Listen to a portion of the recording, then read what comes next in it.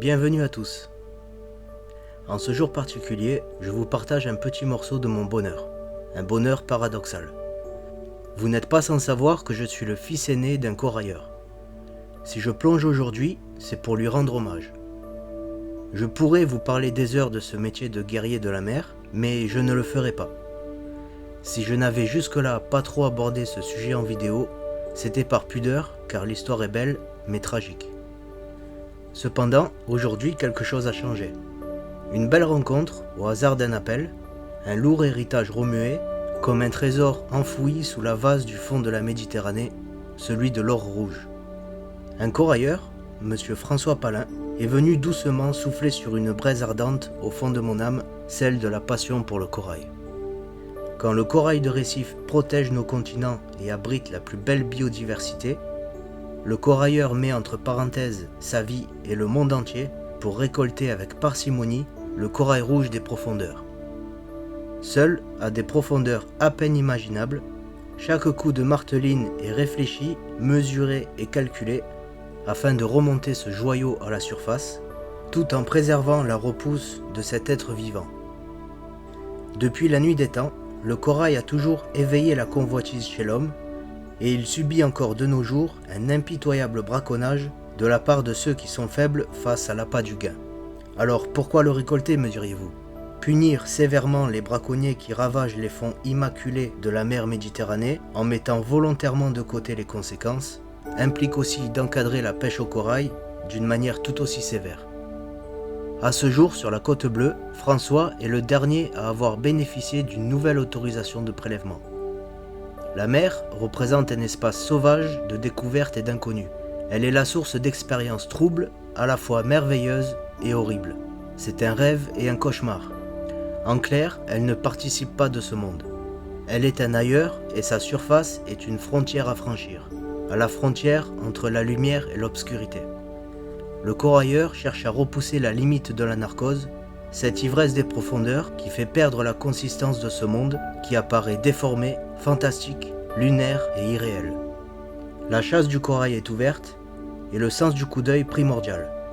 Conserver la tête froide, doser tous ses gestes et se déplacer le moins possible sont des qualités reconnues par tous les corailleurs.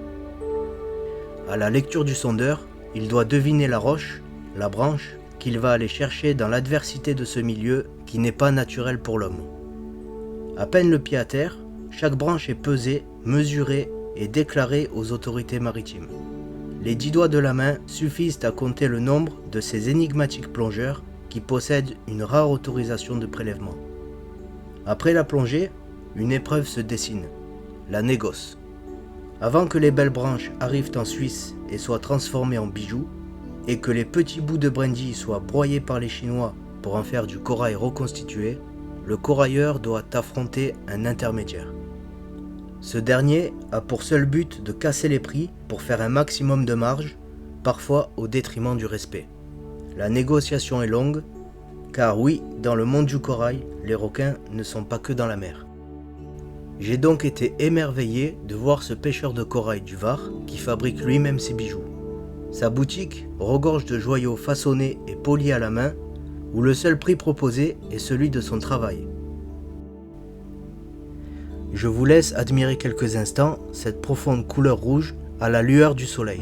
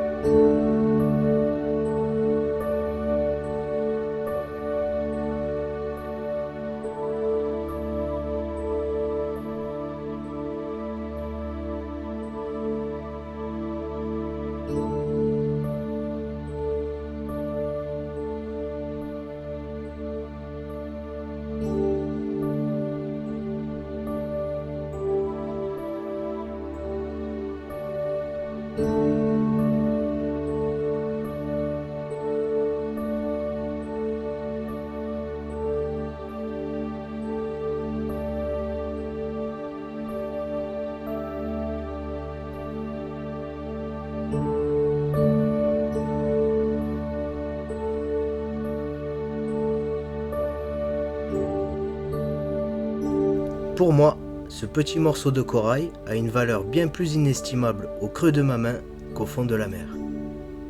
Il me rappelle mon papa, celui qui risquait sa vie dans les profondeurs, qui m'a appris la valeur du travail. C'est avec lui que je nettoyais, polissais et contemplais cette couleur rouge sang étincelante. C'est celui qui m'a appris à nager pour aller chercher les branches au fond de la piscine, celui qui m'a appris à plonger à la manière du corailleur, sûr, froid et efficace, seul face à soi-même et contre les éléments. Cette méthode qui transforme le stress en détermination, le froid en bienfait, le risque en chance et le matériel en un moyen d'atteindre son but. Ce n'est pas la mer qui me l'a enlevé et au vu des circonstances de son départ précipité, j'aurais sûrement préféré. J'avais, durant 14 ans, refusé de replonger, le cœur brisé. Le temps répare en silence, mais c'est bien la plongée qui apaise. Aujourd'hui, je ne prétends pas être un bon plongeur, au niveau des autres ou meilleur que certains. Mais lorsque je suis au fond de la mer, mes automatismes, résidus des apprentissages d'enfance, me font me sentir tout près de lui, comme en sécurité. C'est ma manière de le faire revivre. Je me suis fixé un but, risqué mais possible. Filmer, seul de nuit, les plus belles espèces pour partager ces merveilles sous-marines avec tous ceux qui n'ont pas la chance d'aller voir ça par eux-mêmes. Quand d'autres trouvent des excuses, je m'efforce de trouver des moyens de faire ce qui est normalement trop risqué d'accomplir. C'est surtout pour moi le meilleur moyen de lui rendre hommage en souvenir de tout l'amour qu'il m'a apporté. Merci François d'avoir, par ton travail de plongeur et d'artisan, ravivé en moi des émotions que je croyais perdues à jamais. J'ai aperçu ton humilité, ta passion, et cela me rassure sur le fait qu'il existe encore, dans ce monde, des hommes dignes d'aller risquer leur vie pour remonter ce corail rouge comme le sang, mais surtout rouge comme l'amour. Voilà, c'était l'occasion de vous partager mon bonheur d'avoir cette petite branche auprès de moi. Je vous invite à aller voir en ligne les créations de M. François Palin, le pêcheur de corail. Je suis sûr que vous y verrez des couleurs et des formes qui dépassent votre imagination.